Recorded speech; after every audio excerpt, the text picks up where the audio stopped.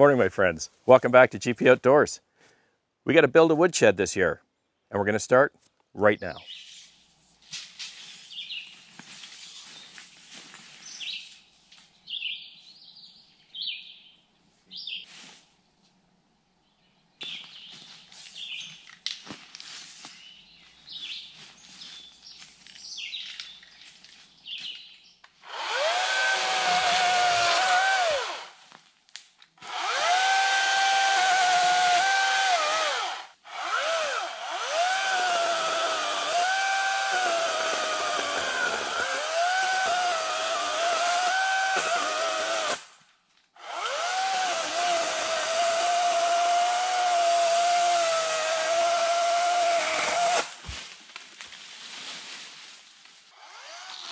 You'll remember from the last update on the woodshed build, we had two locations we were trying to narrow down, and then we'd finally decided that we were going to build it right here behind me.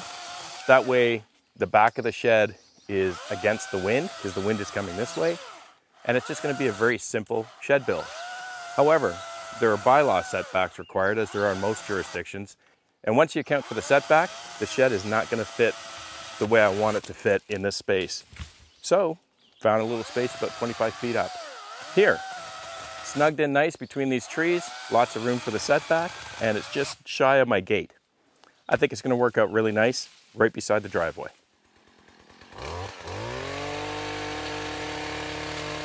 I wanted to thank you folks that had taken the time to send me in a whole bunch of different diagrams or structure ideas and pictures of sheds that you've built. Some of you folks, you have some wonderful, beautiful sheds that look really, really nice on the property. Gave it a lot of thought, and we went through all of those submissions or those emails that I received. But at the end of the day, I needed something very simple. And I also talked with my wife, Carol, and we think it's the best idea is to make sure that whatever I build matches the shed back here.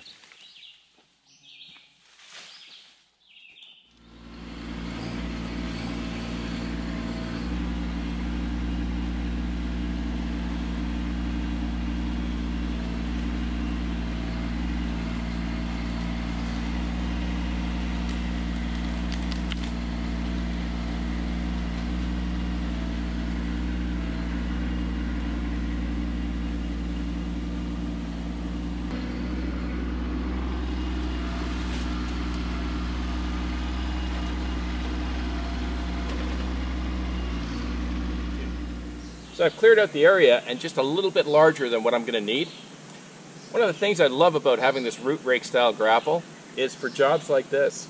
I could come in here with the bucket to start digging this out, but as you know up here, I have no idea what's sitting underneath this dirt. I don't know if I'm on a rock shelf, I don't know if I've got boulders, whether it's just stumps, or if I'm fortunate enough that it's just mulch and earth. Okay, we know that's not going to happen. But the nice thing about having this root rake is I'll open it up, and I'm going to start teasing through the dirt with the tines on this root rake to see what's under there. Not only can I see what's under there, but it also helps to loosen up all the dirt, and I can dig out whatever is under there so that when I come in with the bucket, I have a much better chance and an easier job of digging out whatever soil and rocks are there and getting them cleared out so I can start leveling it off for the gravel.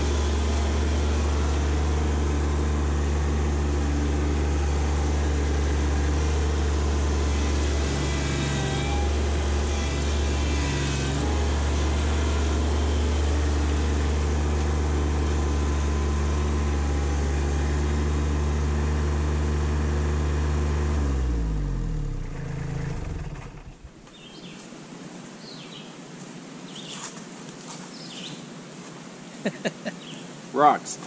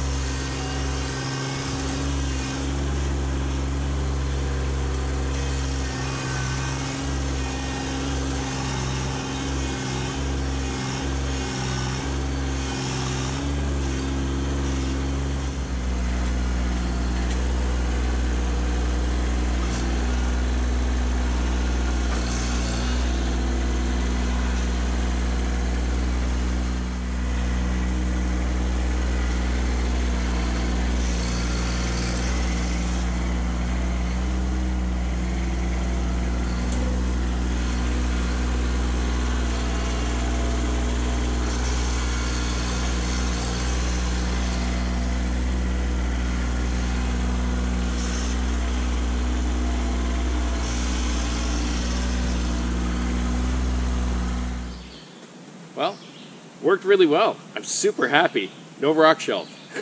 A lot of boulders and rocks, which I expected, but really happy I can work with this soil.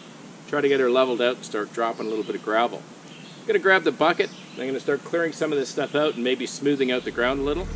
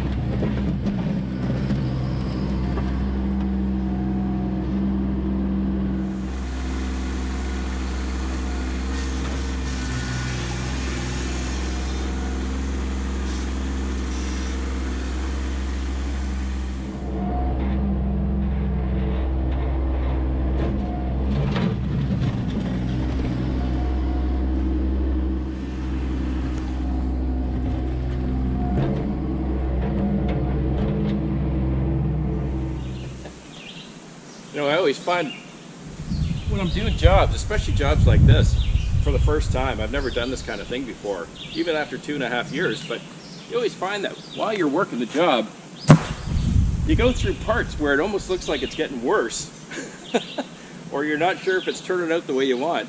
But I got it pretty well cleared here. I only need 8 by 12. I've got about 16 by, I think, 11, 10 to 11, so I've got more than enough area out here. I'm going to try to get some of these boulders out by hand, and then I think I'm going to try using the box blade to see if I can start smoothing this out and get it down. Once I get it reasonably flat, we're going to start taking some gravel and we'll start spreading some of that crusher run here.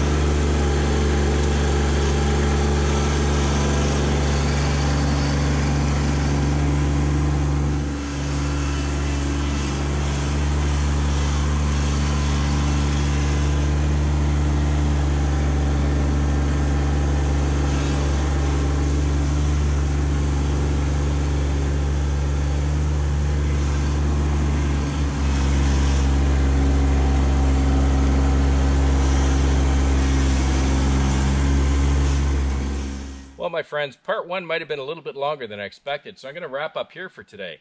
I've got some work to do still, but I'm going to let you guys go. Basically, I'm going to continue dropping this crusher run. I'd like to get 5 or 6 inches as a base, and I just keep running over it. I drop my loads or I sprinkle my loads in.